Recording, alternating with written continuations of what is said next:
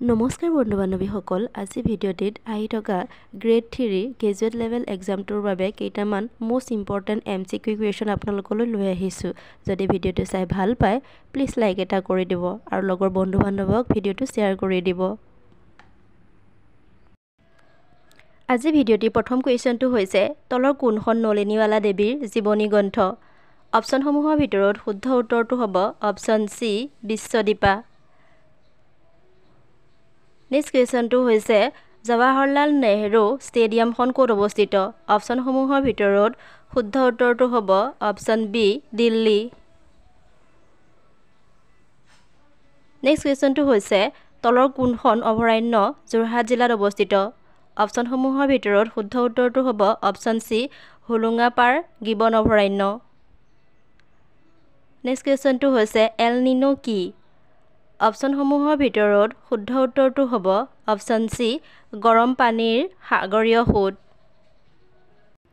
next কুৱেশ্যনটো হৈছে ভাৰতৰ আটাইতকৈ পৰিচিত দলিত নেতাজন হ'ল অপশ্যনসমূহৰ ভিতৰত শুদ্ধ উত্তৰটো হ'ব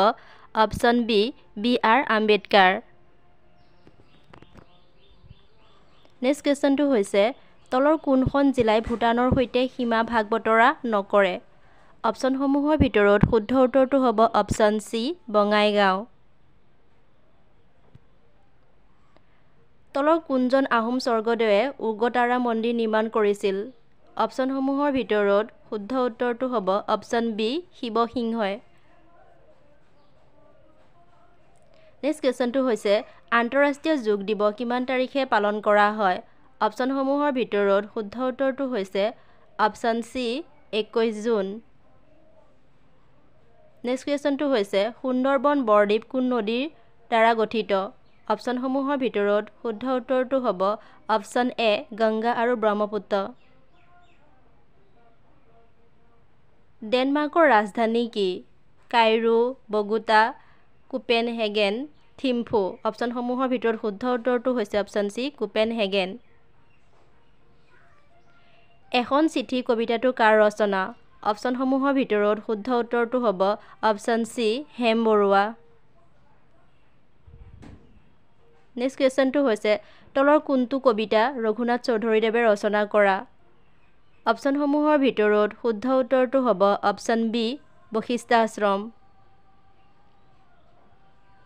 তলৰ কোনখন ছবি অস্কাৰ পুৰস্কাৰৰ বাবে মনোনীত হোৱা প্ৰথম আৰু একমাত্ৰ অসমীয়া ছবি অপশ্যনসমূহৰ ভিতৰত শুদ্ধ উত্তৰটো হ'ব option C village Rockstars Ledo বংশ প্ৰতিষ্ঠাপক কোন আছিলে অপশ্যনসমূহৰ ভিতৰত শুদ্ধ উত্তৰটো হ'ব option B Bahlul Rudi next কুৱেশ্যনটো হৈছে তলৰ কোনটো অনুচ্ছেদত অস্পৃশ্যতাৰ বিলুপ্ত কৰাৰ কথা উল্লেখ আছে অপশ্যনসমূহৰ ভিতৰত শুদ্ধ উত্তৰটো হ'ব অপশ্যন ডি অনুচ্ছেদ 17 নেক্সট কুৱেশ্যনটো হৈছে কোনখন ৰাজ্যত পঞ্চায়তী ৰাজ শাসন প্ৰথমে প্ৰৱৰ্তন কৰা হৈছিল অপশ্যনসমূহৰ ভিতৰত শুদ্ধ উত্তৰটো হ'ব অপশ্যন চি ৰাজস্থান নেক্সট কুৱেশ্যনটো হৈছে 2024 চনৰ পেৰিছ অলিম্পিকত ভাৰতবৰ্ষই সৰ্বমুঠ কিমানটা পদক লাভ কৰিছিল অপশ্যনসমূহৰ ভিতৰত শুদ্ধ উত্তৰটো হ'ব অপশ্যন বি 6টা প্ৰধানমন্ত্ৰী জন ধন যোজনা কেতিয়া আৰম্ভ কৰা হৈছিল অপশ্যনসমূহৰ ভিতৰত শুদ্ধ উত্তৰ হ'ব অপশ্যন চি 28 আগষ্ট 2014 চন তলৰ কোনখন দেশক মাজনিশাৰ সূৰ্যৰ দেশ বুলি কোৱা হয় অপশ্যনসমূহৰ ভিতৰত শুদ্ধ উত্তৰটো হ'ব অপশ্যন এ নৰৱে